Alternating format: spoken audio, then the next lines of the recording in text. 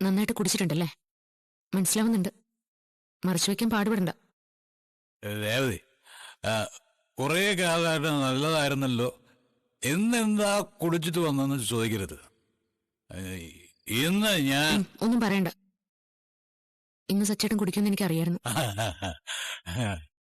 എന്റെ മനസ്സ് നിന്റെ കയ്യിലല്ലേ.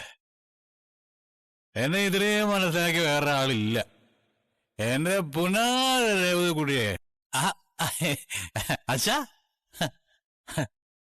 അച്ഛൻ ഭക്ഷണം കഴിച്ചോ? ഞാൻ ഭക്ഷണം കഴിക്കുകയോ കഴിക്കാതിരിക്കുകയോ ചെയ്യട്ടെ. എന്താണത്? ഇത് കൊലത്.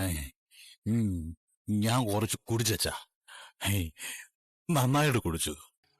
കുറച്ചു നാളായി ഈ നാറ്റം വീട്ടിലില്ലായിരുന്നു. ഇപ്പൊ തുടങ്ങി. പട്ടിയുടെ പാല് 12 കൊല്ലം കുഴലിലിട്ടാലും അത് നിവരില്ലല്ലോ. പട്ടിയുടെ പാല് കുഴലിൽ കൊണ്ടിട നിങ്ങളാണോ പറഞ്ഞേ? ജോലി ചെയ്ത് ക്ഷീണത്തിൽ റൂമിൽ ഒന്ന് കിടന്നതാ. നീ ഒന്ന് ഉറങ്ങാനും സമ്മതിക്കത്തില്ലേ? എന്തിനാണോ ഞങ്ങൾ ഇങ്ങനെ ശല്യപ്പെടുത്തുന്നത്? നിനക്കൊക്കെ എന്ത് ക്ഷീണോടാ? അതിനകത്ത് നീ എന്തോ ചെയ്യുന്നേ?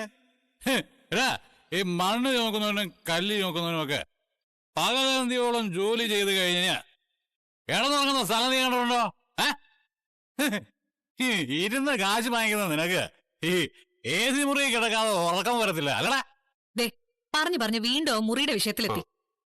നീ കുഴപ്പമുണ്ടാക്കാൻ വേണ്ടി കരുതി കൂട്ടി വെള്ളമൊടിച്ച് വന്നാണല്ലേ? രേവതി, നീ ഇവനെ കൂട്ടിക്കൊണ്ട് പോയെ. സച്ചേട്ടൻ നിങ്ങൾ കിടക്കുന്ന മുറിയുടെ ഫ്രണ്ടിൽ വന്ന് ബഹളം വെച്ചിരുന്നോ? നിങ്ങൾ ഇവിടേക്ക് വന്നതല്ലേ? നീ നിന്റെ ഹസ്ബൻഡിനെ കൂട്ടി മുറിയിലേക്ക് പോ. അത് പോയിന്റ്. കലക്കി രേവതി, കലക്കി. എന്തായാലും സച്ചേട്ടൻ ഇങ്ങനെ കുടിച്ചിട്ട് വരുന്നത് ശരിയല്ല.